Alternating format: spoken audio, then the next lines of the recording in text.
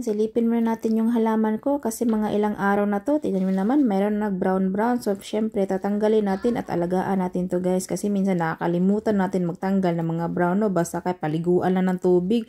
At syempre, kagigising ko lang at ito ang bungad natin. Meron palang naglalaro ditong aso, no? Akala ko mga bata lang pwede maglaro dito. Syempre, public playground to guys at napasilip tayo at ano na naman kaya ang iisipin ko ngayong araw na to, oh, diba? So, ayan lang siya, nakakasilip si Marites, ang Marites nyo, oh, dito ang bungad ko guys, oh, diba? Nakakatuwa naman yung aso guys. At syempre ito, suklayin ko muna yung buhok natin kasi alam nyo naman, paggising sa umaga, para tayong aswang. At dito ko talaga siya nilalagay kasi nga naisip ko, pag sa floor guys, ang dami lumilipad na mga buhok natin. So, ganyan ba kayo? Ang daming mga lagas na mga buhok? Ewan ko ba kung bakit, kaloka, diba? Ayan, suklayin muna natin bago tayo bumaba. At syempre, baba ko, nandito na tayo sa kusina at naghanap tayo ng kape. Nasaan naman yung baso ko? Buti na lang, nakita ko na guys, kahit saan ko talaga siya nilalagay, no? Ayan, minsan tumatanda na mga isip natin. Buti na lang, nakita ko guys, para hindi na ako mong kuha ng bagong tasa. Okay, so kaloka, so gamitin ko to. Kahapon, nagamit ko naman to at silip-silip tayo sa ating kapitbahay. Kahit minsan mo lang nakita yung mga kapitbahay, no? At syempre, ito, naisip ko, linisin ko muna tong table na to kasi laging nagkakalat kahit saan-saan, no? Nahubi na naman tayo para naman hindi maboring yung araw natin. So, syempre, maglinis-linis muna tayo dito. Ligpitin natin to. Yan, pagkatapos ko namang ligpitin ito, mamaya guys, or bukas, magulo na naman to. O, diba, kaloka? Ganyan talaga ang buhay. Oy, para meron tayong gawaing bahay. O, ayan, si Liit. O, diba? Sabi ko, wag kang makulit. Syempre, hindi siya nakinig sa akin, guys. Syempre, palitan mo natin to ng bagong mantel. Oy, kaloka. White naman to, pero good luck sa atin.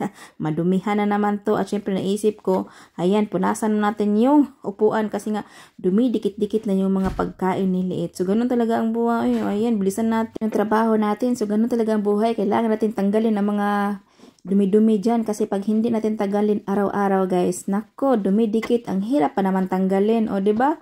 Kayo, ganyan ba kayo sa mga upuan nyo pag kumakain yung mga anak nyo? Syempre dito, ganun guys, kahit saan siya maghawak-hawak, no? O, diba? Design lang muna tayo. Simple lang guys. O, syempre dito na naman tayo, napaisip ako, kahit saan naman tayo naghawak-hawak dito. Ayun, ang gagawin ko guys, mag-effort tayo. O, diba?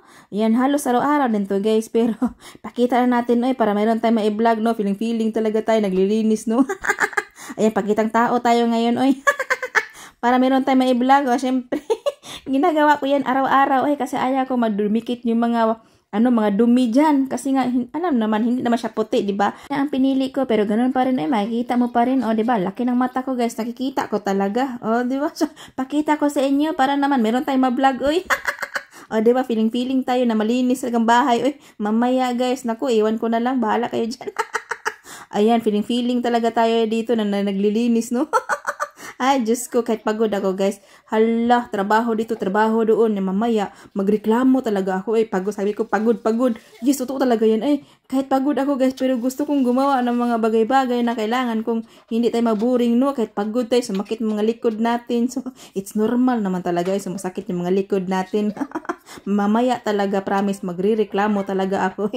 At least natapos na ako sa trabaho. Bago ako magreklamo, guys, tapos na tayo sa ating gawaing bahay, no? Di makapag-relax na tayo. Nakainom pa ko ng kape. Para mabuhay naman ang diwa natin. So, ganun lang siya. Punas dito, punas doon. Ganun. Mamaya, madumihan na naman to. Naku, iyak na naman tayo nito. At syempre, next na gawin natin, syempre yung halaman natin kasi nag-dry na siya. So, kailangan na talaga niyang basain. Basa-basain nyo ba? Gaya ng ginawa ko, guys. Diba? So, ganun lang siya. Lagyan ng tubig. Kasi nga, nagngayayat na sila. Kailangan na nilang tubig. Diba? Kung tao lang talaga to, sumisigaw na to, kailangan ng tubig! At buti nalala natin maglagay ng tubig kasi nga feel ko na talaga na na talaga, nangayayat na yung mga dahon. Mafe-feel mo talaga yan.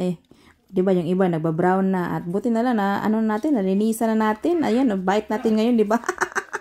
Ay, Diyos ko. Diba, kahit pagod tayo, guys. Hala, go lang. Ganun ang buhay. Uy, wala na tayong magawa sa buhay, kundi araw-araw natin itong gagawin, no? Kasi kung hindi ka naman magtatrabaho dyan, upo-upo ka lang, mas lalo kang mapagod sa sarili mo. So, kailangan meron kang motivation na gagawin mo ito, gagawin mo yan. Para naman hindi mapagod yung mga katawan mo. Mayayat ka dyan. Ayan, tinan mo naman dahon ko, bagong tubo. Oh, di ba ganun talaga siya, oh. Ang ganda ng style niya, guys. Oh, yoy, bagong labas. Oh, ganun. Ay, natapos na din tayo sa wakas. Pwede na ako makapag-relax kasi nga natapos ko na maglinis. Ayan, magpalit ng mantil dyan. O, diba? Okay na sa mata, guys. Sana mamaya, matagal-tagal pa to ng mga ilang oras. Baka kasi mamaya parang babagyuhin na naman to, no? Ay, nakakapagod talaga. O, ito, tanggalin muna natin to. Kasi sila nasa labas, guys. O si Liit nasa gilid, ang ingay-ingay. Ayan, mag-voice over lang muna tayo. Ito, mga laruan niya. Mamaya talaga, lilipad-lipad na naman to. Diyos ko, Lord. Ano na naman tayo?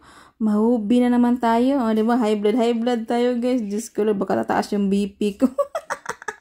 Ayan, tawa muna tayo. Ay, bala kayo.